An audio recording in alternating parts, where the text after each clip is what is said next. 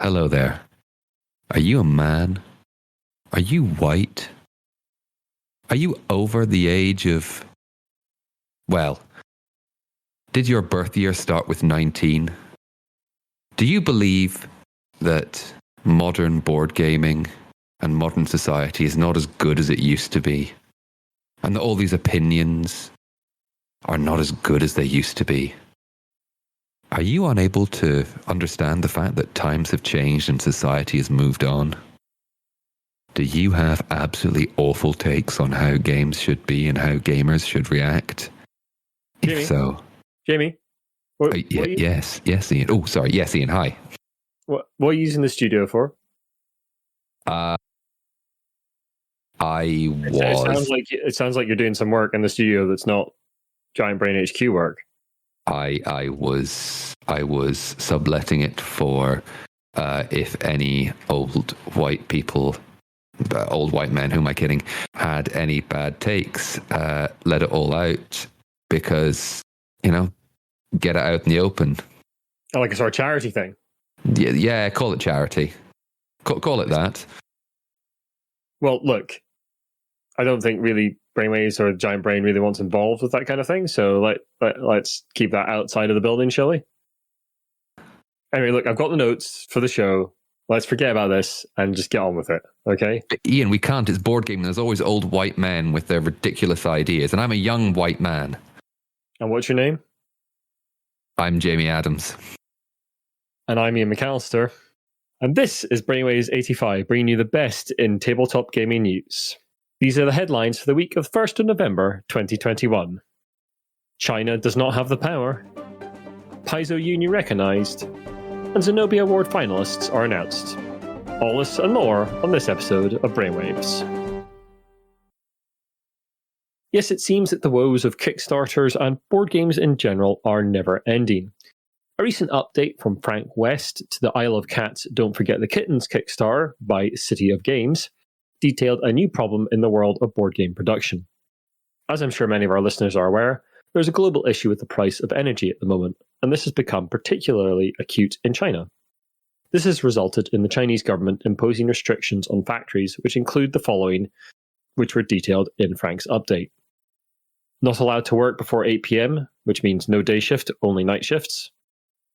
Cannot work on weekdays, only weekends, holidays.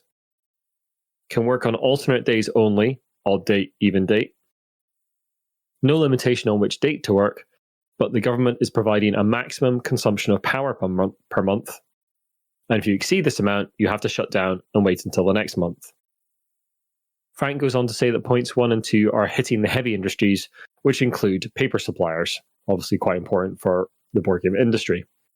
3 and 4 are what the factory producing the game that Frank's working on are getting hit by, and presumably other board game manufacturers will be similarly impacted. As Frank puts it in his update, simply put, the government has told the factory they can only work 50% of the time for the foreseeable future, and as such, everything is going to take at least twice as long to do. I mean, how much more can board game manufacturing take? It's had a lot of problems recently. It's important to say, I know we're a tabletop game focused podcast, but this isn't just tabletop gaming. This is anything that's made in China, which, funnily enough, is most things. Yeah, as I've mentioned on the cast several times, I've worked in a bike shop in Edinburgh, and we've seen all sorts of supply problems because all of bike parts and most bikes are made in China and Taiwan, for the majority of them. So yeah, this is going to hit the industry I work in as well. It's going to hit everyone a lot. So yeah, a little reminder to be kind to Kickstarter folk who are in the middle of getting their board games to you. They are having a terrible, terrible time of it. The general reminder to just be kind, slightly more in general. See if something isn't arriving on time. Don't get angsty about it, because there's a good chance there's a major problem that goes all the way back to a lack of energy in the world because there's too many people. Jamie, usually we put this kind of thing in updates, but there's some more news out of Paizo that's quite important. Now, on the last 2 podcasts, we have been covering the developments at Paizo Publishing, developers of Pathfinder RPG and Starfinder, among other properties.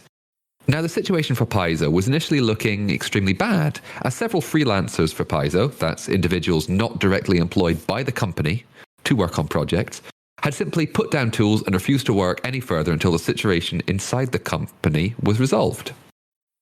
Jason Tondro, senior developer for Pathfinder and Starfinder, took to Twitter to explain the situation. The key part of that was the following. Some of these freelancers were in the middle of projects with upcoming deadlines. Some of them had completed manuscripts they refused to turn over. Some were people we need to hire to get scheduled books underway in time to publish. All of that froze. Folks, Paizo can't operate in that environment. We just can't assign 10,000-word organised play scenarios, 35,000-word sci-fi adventures, 50,000-word P2 adventures, I assume that's Pathfinder 2nd Edition, to new untested freelancers. And for many projects, it's too late in the schedule to do that anyway. Perhaps because of this situation, we're delighted to report that Paizo has now voluntarily recognised the formation of the union, 8 days after it was announced. The company said, "We look forward to working with the union to continue and expand our efforts to make Paizo a better place to work and to ensure that Pathfinder and Starfinder products continue to exceed gamer expectations for many years to come." The union's next step will be to elect representatives to negotiate with the company, with their first goal being to raise wages to match the cost of living. Now, the fact they voluntarily recognise the union, and in quite a short space of time as well, is, well, a testament to their need to recognise the value of the labour that these freelancers are providing, which is great. And I just hope that this will continue to be a good development and good discussions will be had, because, yeah. Well, we'll hopefully see more of this throughout the industry, because one of the things that came out of the formation of the union was a piece in Wired, which we'll also link to in the show notes, talking about the wider RPG industry and many people within it reporting anonymously to Wired about the conditions. And they're not great. One of the things Jamie mentioned in the article there was their first goals to raise wages to match the cost of living. That's because on the last cast, when we were reporting on this, we mentioned that basically Paizo aren't paying enough to live in the area where Paizo are based, which is kind of terrible if you're working for the company. You eventually have to take another job in order to survive. One outcome of this kind of thing, though, is possibly going to be a raising in prices of these products. And I'm personally willing to pay for products where I know people are getting paid better, but is the wider hobby? That's the question. Tabletop games, by their very nature, are a luxury product. And yes, we're used to paying, more money for board games and indeed role-playing books. The price obviously is going to go up, and personally I'm okay with that, but I know that the privilege I have, that I will probably be able to afford that. There are other people who will not. I mean, maybe there are ways around that, making some sort of free-to-play, like especially a lot of RPGs have introductory stuff that you can get access to and sort of free scenarios, that kind of thing, so people can still play those games. But yeah, I mean, I'd like to see it more in stretch goals. You see some Kickstarters where they structure the stretch goals in such a way that basically the stretch goals are people working on this are going to get paid more, which is great. I like to see that kind of thing rather than knickknacks and doohickeys in your board game, shinier bits and pieces. People actually get paid more. But yeah, we'll update folk as we hear more from that, and as Paizo have recognized it, hopefully we'll hear a lot more out of that in the not too distant future. Remember, the bosses need you more than you need them. On to more awards news. Now, obviously, I cover a lot of the awards on this podcast, and from the Spiele des Jahres, I hope that was all right, to the Diana Jones sadly lost the Perspex Pyramid. Sadly, no news as of yet. But one of the ones that's really piqued my interest, I think Iain's as well, over the past year, has been the Zenobia Awards, which was a wargaming specific set of awards to bring a more diverse group of designers to the field of tabletop wargaming. Now, we've covered the announcement of the awards themselves. We've covered the nominations, but now is the time for the first winners to be announced. Out of the 8 finalists, 3 were chosen. The first place went to Tyranny of Blood by Akar Bharadwaj, a game about the Indian caste system under British rule. In second place, Winter Rabbit by Will Thompson, exploring a pre-Columbian system based on reciprocity and community rather than supply and demand in a Cherokee village. And for anyone who's wondering, pre-Columbian is pre-Christopher Columbus. And in third place, Winai Kase by Alison Collins, a game that explores the function of Machu Picchu, the famous archaeological site in Peru, who to this day, we're not entirely sure what it was for. Now, you can find details about all these games and the others that were nominated as finalists on the Zenobia Awards site. Huge congratulations to the 3 winners, all the games that made it through to the finals. I'm not always a huge fan of war games, but chance to try something very different. I'm very interested in having a look at some of these and hopefully getting some of them to the table, because trying something different is fantastic. And by the sounds of them, especially like the second place one, Winter Rabbit there, they do not sound, and the third place one, they do not sound like what I would think of as a traditional war game with competing sides and historical conflict. They are about a moment in history, but they are not a war game in the sense that I would think of it anyway. So yeah, fascinating selection. And there's been a fascinating selection of themes and topics in these games throughout the awards process. So please do go and check the Zenobia Awards out. There's been a load of games there. I believe I saw someone on Twitter saying that one of the original nominees is now on Kickstarter as well. So yeah, it's great to see these voices being lifted up and starting to come to market. And yeah, hopefully that'll change wargaming for the better. Great to see the voices being lifted up, I agree. Now it's getting the gaming community as a whole to go, actually, these are worth your time and attention. Yep. And we know how much gamers love embracing new things. Yeah, well, we'll see if we can maybe get our hands on one or two of them and review them for the site at some point in the future. That'd be nice. Now, on to the rest of the news.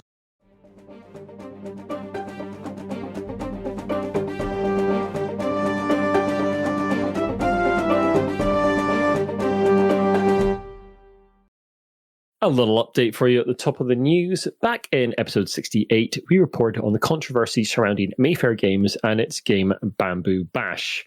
This game bore a startling resemblance to the game Talk Talk Woodsman that Mayfair previously had rights to publish. Needless to say, the whole situation was a complete mess. Well, now it seems that Mayday Games are at it again. They have recently put out the rules for a game called Catapult Castle that looks distinctly similar to a game called Coconuts by designer Walter Schneider. This is a game that Mayday Games has previously published but no longer has the license for. Sound familiar? We haven't had time to reach out to Mayday Games for comment at this time, but we will bring you more news on this story as it develops. It certainly looks like Mayday Games are basically doing the same thing again. And I do know that Bamboo Bash is now out and about in the world because I saw a copy in a couple of the local game shops. So, yeah, they've obviously seen it as profitable. Great. On Tuesday, the 26th of October, there was a Hasbro conference call to update investors.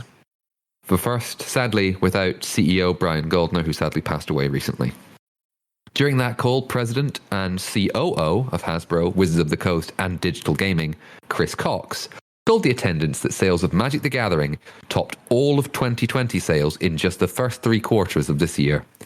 The sales of this section of the company were up 32% in the third quarter compared with the same period last year, taking a total of $360.2 million. I almost want to do the Dr. Evil pinky to the side of the mouth.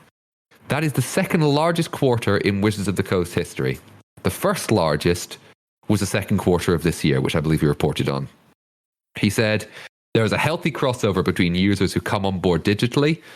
Sorry. That's the quote. It's a slightly odd quote, but that is the quote. Okay. Right. You could He said, there is a healthy crossover between users who come on board digitally who migrate to tabletop. Hasbro Gaming, including brands within Wizards of the Coast, were up 21% over the same period last year to $658.6 million in the quarter. I got to stop doing Dr. Evil whenever I'm talking about this huge amount of money, because I cannot conceive of that amount of money. The company overall is solidly profitable, unsurprisingly, with net earnings up 15% to $253.2 million. Hasbro also stressed that it is planning around the current supply issues and expects to have product on shelves in the upcoming Christmas period. I mean, are they the most profitable toy company right now? I don't know. I mean, Lego's probably there as well. I Yeah. guess lots of people buy Lego sets. Barring my Dr. Evil impression, I do occasionally feel like we're shills for Hasbro because most of the financial reports that we do are Hasbro. And at the end, we obviously do the Monopoly news. A Monopoly, even if it's published by the OP, is owned by Hasbro. I mean, they're a big company. They own a lot, but they're also a good barometer for the hobby, and they publish the numbers, which a lot of companies don't. We do report on other numbers when they come around, when other financial reports, but because they're a publicly traded company, they have to. So, yeah, it's the information that's available, and it is actually quite hard to find out information about how the hobby's doing in general. It's a sort of thing that ICV2 and a couple of other sites try and get information from by basically calling companies up and asking. But yeah, it's actually quite hard to get like a good overall picture. Or maybe we just need to be a bit more forward and going, hi, any chance you could tell us how you're doing? Yeah. I mean, they'll probably say no, but hey, at least we're asking. Yeah. Be an interesting thing to talk to some of the UK publishers about. As we're sitting here recording this, I live in Glasgow, and part of the West End around the Clyde and Partick is shut off for COP26. It literally belongs to the UN now. It is literally like UN territory. Great. Are they going to send in? Are they going to send in peacekeepers? There will be UN police manning it. Yes. Good luck, pals. Good luck. I'm not kidding. No, as I said, it's good luck. It's called the Blue Zone, and it literally counts as international territory right now.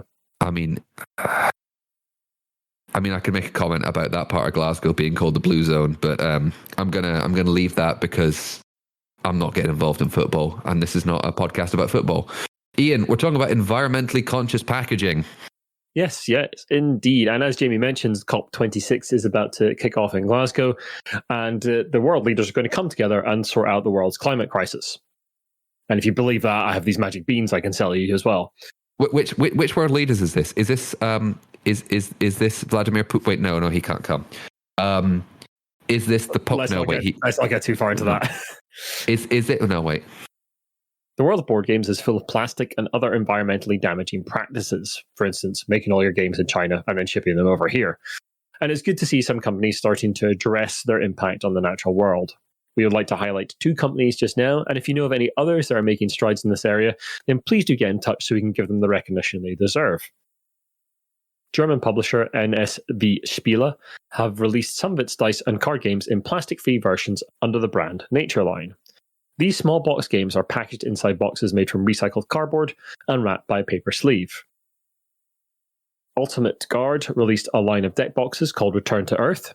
These are made from 97% recycled packaging with an FSC certified grass paper packaging. The deck case is also recyclable. In addition, when you buy these deck boxes, it funds global reforestation. Working with an organization called One Tree Planted, they have so far planted 1,389 trees since June 2021. This is great to see. It's good to see companies working towards being a bit more environmentally friendly.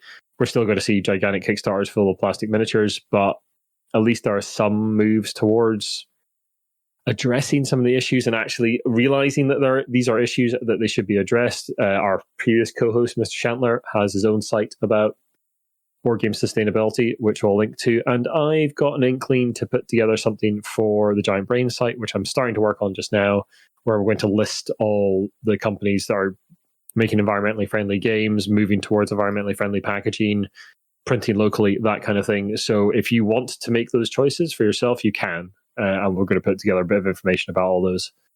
So yeah, look out for that in the next month or so once I've got that together. Jamie, after some good news there, some disappointing news from old white guys.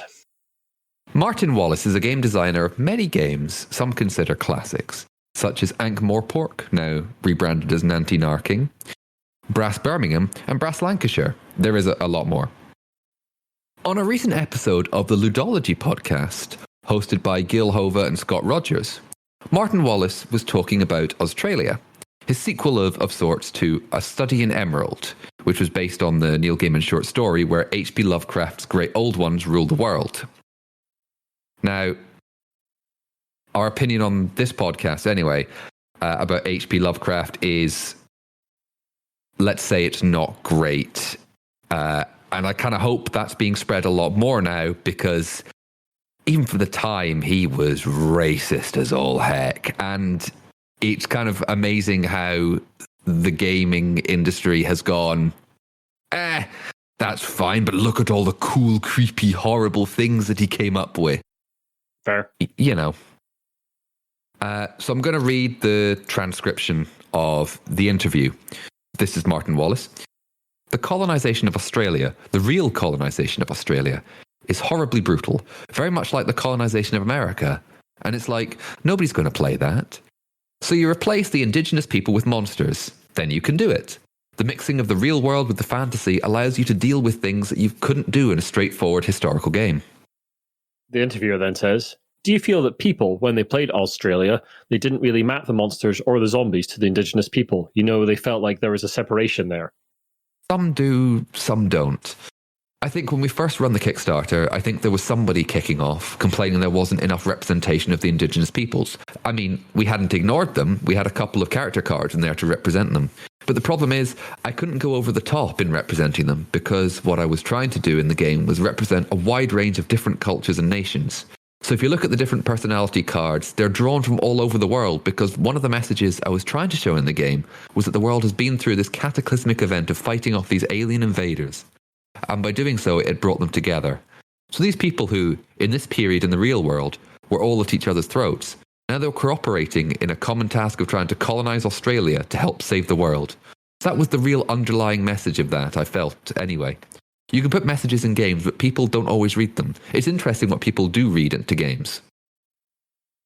That's the end of the section I'm going to talk about here. Now, there is on the show notes of the Ludology podcast, at the timestamp, it does say, Gil regrets not pushing back on this point a bit harder. He doesn't think turning indigenous people into monsters is effective a technique as Martin does. For a good perspective, check out Dan Thurot's post about this on his excellent blog, Space Biff. Now, I'm not a board game designer by any stretch of the imagination. I just talk nonsense into a microphone. I personally do not agree with Martin Wallace very much on this point. Yeah. And he's allowed to have his opinion, of course. That's free speech. There's a thing in the cast as well. If we've both listened to this particular section of the cast, and there's a thing in the cast where he basically wanted to make a game about that period, about like the period of Australia colonization, but obviously it is a horrible, brutal period of history. And this is how he did it, rather than like someone like the Zenobia Awards we were talking about earlier, where they are actually trying to show bits of history, warts and all.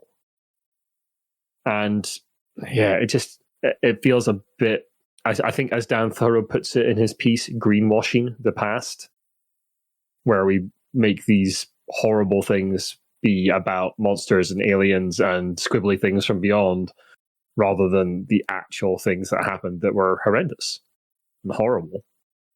But yeah, do read Dan Thurot's piece. It is excellent. I have read it previously. It's very, very good. I would also like to add that not just this was a horribly brutal period in human history. This is going to sound grim. I don't care. You're keeping this in, Ian. Most of human history is grim, brutal, and nasty. That's true. And the important thing from Dan's piece, he says almost at the top, history is a war. Never forget that. There is news out of Ohio, Ian. Oh mio, oh mio. Thanks to Harriet Preble on Twitter, who caught my attention with this story. Hillsborough City Schools in Ohio were planning to put on a show called She Kills Monsters. It's a play in which a girl loses her sister in an accident and tries to understand her lost sibling through the Dungeons & Dragons campaign that she wrote. The play is written by Qui Nguyen, apologies for the pronunciation there, a noted American playwright who's gone on to work on projects for Disney and Netflix.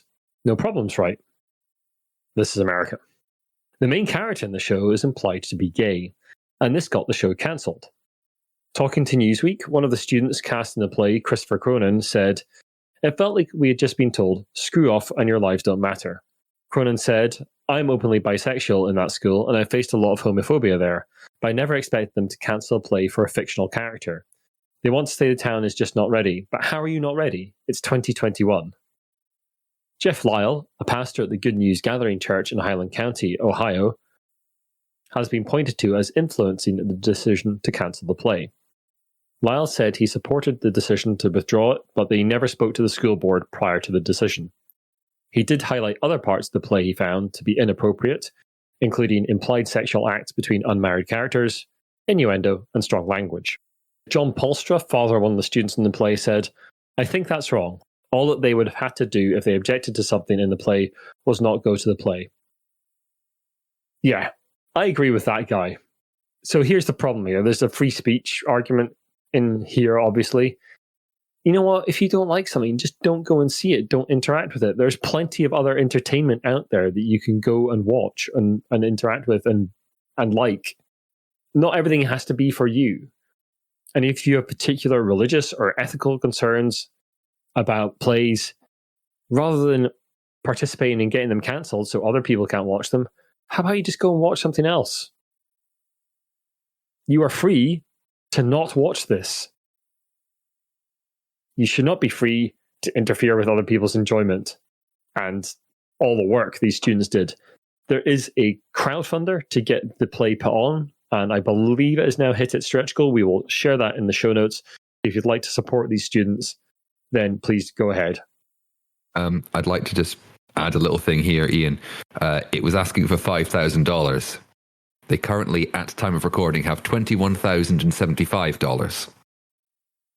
See? People like it, apparently. Great. Good for them. Jamie, talking about sin. Terrible sins. Are you talking which is the 7? Greed? I'm going to cut to the chase. We're talking about Pokemon. And because it's this podcast, it's going to be the Pokemon cards, isn't it?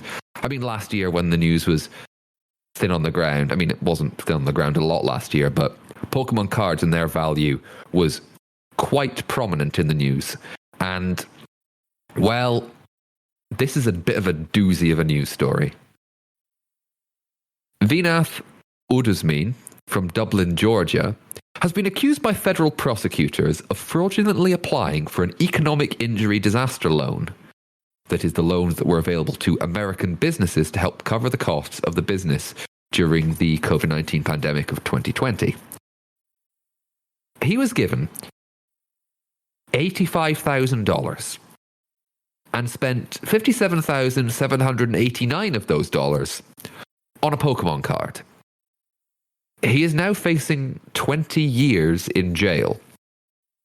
And I know what you're thinking, and the answer is, we don't know what Pokemon card he bought. It also makes it the 10th most expensive Pokemon card purchase of all time, according to the piece on site Kotaku, which is where we found this. So, wow. Yeah. I mean, there's been a lot of people buying cards at ridiculous prices, buoyed up by influencers, as we've reported many times on the cast. So maybe he thought this was a long-term investment for his future. His future in jail. Whoops.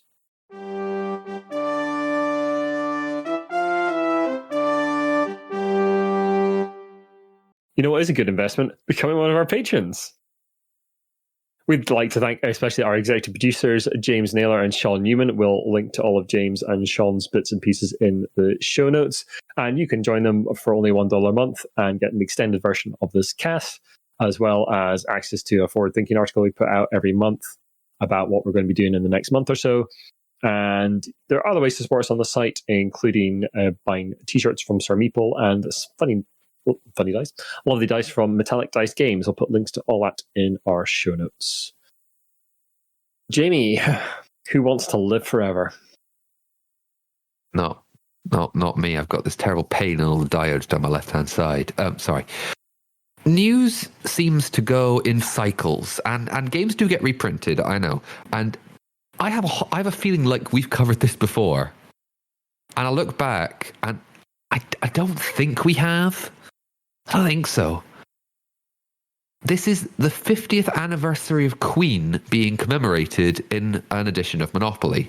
Now, I know that the 50th anniversary doesn't come around every anniversary, but I feel like we've done a Queen Monopoly previously, but it wouldn't be the first time we've covered the same intellectual property, I don't think, anyway.